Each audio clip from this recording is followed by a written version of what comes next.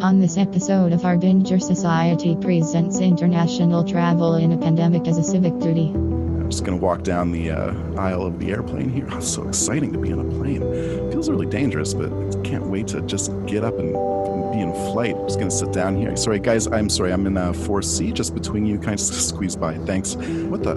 Jody, Tomchishen? What are you? Katelyn, Miitri? What the? Jody, hi. Oh, hi. Katelyn, hi. Hi. This is so weird, you guys. What a crazy coincidence to run into you guys on this flight to Hawaii. Amazing. Jody, when did you book this trip? 2 months ago. I was just like, I never travel at all, so why not travel now in the middle of a global pandemic? You know, I was feeling really weird about that. Like, it feels like a weird mistake, honestly, but I just decided to drive down from Montreal and to take the flight from here at London, Ontario International Airport. London, Ontario has a beautiful airport, doesn't it, Katelyn? More than Montreal? More than most places. I love it here. And well, you know, London, Ontario, which some call the Paris of Ontario, but besides the other Paris, Ontario, is just beautiful. Jody, what's your favorite feature of the London, Ontario airport? I really love the distant rolling fields in the background. It's really charming and just sort of scenic and provincial. But you guys, it's such a coincidence to bump into you. I'm a big fan of the Imperial News podcast. But you know what? I have been so bummed out. Even this trip is not even making me feel okay because friend of the show, Keanu Bexte, the poor guy. Did you guys hear what happened to him? Jody, what happened? Yeah. Well, I mean, he can't get back into the country, or at least he couldn't. Yeah, exactly. And, you know, I was just like, you know, I follow him on Twitter and I give him a lot of retweets and a lot of likes. And when I saw that he tweeted, "You're not going to believe this," after sharing the other side of the story in DC at the protests at the Capitol, Keanu was just held at the border when Trudeau's agents labeled the DC events as an insurrection, and because of the politics of the people he was near, he was forced into quarantine. Katelyn, can you believe that? That's shocking, but you got to quarantine if you're going to go travel.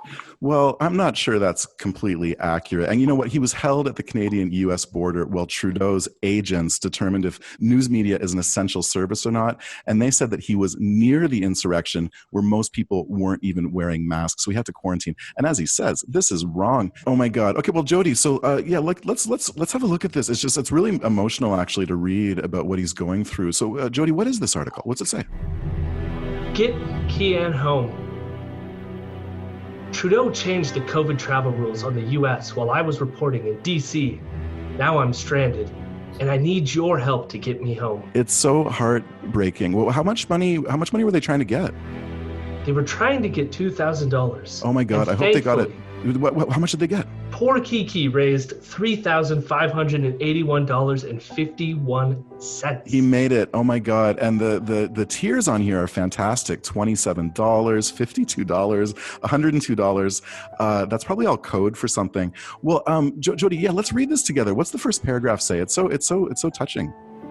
Yesterday, Justin Trudeau announced vindictive and pointless testing requirements for Canadians who are hoping to return home to Canada. To the Calgary International Airport, which has a unique and innovative testing program which allows you to reduce your quarantine from 14 days to 2 days, Trudeau is now making you take a third test before even arriving in Canada. That's fascism. That's total bullshit. Katelyn, what's it say after that? After covering the demonstration at the Capitol building in Washington, D.C., I was made aware that Trudeau had planned to restrict Canadians from repartition if they did not have a test that was taken 72 hours before the return flight. I was in luck. I had taken a test in Canada, and I was within the arbitrary timeline set out by Trudeau. Oh, that's amazing. But what happened? Unfortunately, just as I was boarding the connecting flight in Denver, my testing that I had taken in Canada 3 days prior expired. I, along with hundreds of other Canadians, became stranded in the US with no clear way to return. No, oh my God, this is so hard for him. When he goes on to say that PCR tests, which Trudeau requires, take 3 business days to return, and they've also have to be taken in less than 3 calendar days before departure. You do the math. It doesn't work. Canadians were saddled with thousands of dollars of expenses because Trudeau made a careless, unplanned decision. Our coverage in Washington, D.C. to bring you the other side of the story has gone way over budget now. Through no fault of our own, Trudeau changed the rules on us while I was gone. We don't take bailouts, handouts, and subsidies like the mainstream media does. That's why I need your help now to get me home. I'm writing this while sitting at baggage claim in the Great Falls Airport, and I'm about to try to convince a rental car company to let me take a car one way across an international border during a pandemic. Wish me luck. Oh my God, this is so brutal. He went through so much to report on all of this. And you guys, what was so touching was, of course, I was following his tweeting during the rebellion, let's call it, in DC. And what he tweeted on January 6th at 10:30 p.m. after the events of that day was, "I love America, and nothing about today has changed that. One day, I will have to seek political asylum here. I'm sure of it. God bless the USA," which was a result. I think that was a reaction a lot of people had after the events of January 6th. I mean, definitely, Katelyn, for you, correct? Oh, yeah, for sure. Well, I mean, one thing that's for certain, though, is that you guys follow Keanu and the whole gang at Rebel Media, because it's kind of the work that you do at Imperial News. So, Jody, tell me a little bit about this show. What is it? Well, Imperial News is where I listen to Rebel News for an entire week and then meet up with my friend Katelyn, where I then tell her everything that I learned. Katelyn, so what's that like to have this sort of weekly check-in where Jody is basically explaining to you, not just the worst of the worst, but like the dumbest of the dumb and the fakest of the fake? Well, how do you react to that? How would you describe your reaction to that? It's a mixture of curiosity and frustration, because you're just constantly hearing the exact same rhetoric being told over and over again. Actually, there's several different rhetorics that all contradict each other, but they come up over and over and over again.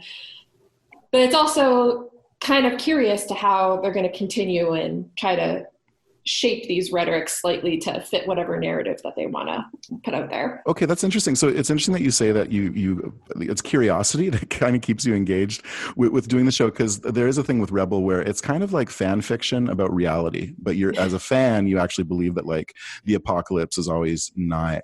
So Jody, what about for you? Like we're going to get into this in a longer interview that listeners can find on this stream of Harbinger Society in just a week's time.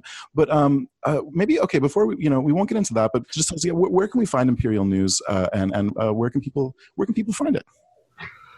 Yeah, you can find it on pretty much every platform that has podcasts. We also have been doing, at least I have been doing Twitch streams. Every Friday is usually when we cover Rebel content, and that'll be Imperial News with a Z. And that's where you can find us on Twitter as well. Well, guys, this flight's about to take off. Jody, I'm kind of curious. What are you gonna watch for the in-flight movie? I'm going to watch. I ingest this content weekly, so I'm gonna go for like some slapstick comedy stuff. Have a bit of fun. Okay, that's cool. And Katelyn, what do you think you're gonna watch? I'm a huge horror movie fan, so any slasher film that's on there, I'm gonna be watching. Okay, wonderful. Have you seen Rebel Media Summer Camp? No, not yet. I think that's on this flight. Well, you guys, I'm going to just pull my face mask up over my eyes and just take a little nap. I like to nap during flights, so I'm going to take a little rest. Okay, so I'm going to doze off. I'll see you guys in Honolulu. Sleep well. Have a good nap.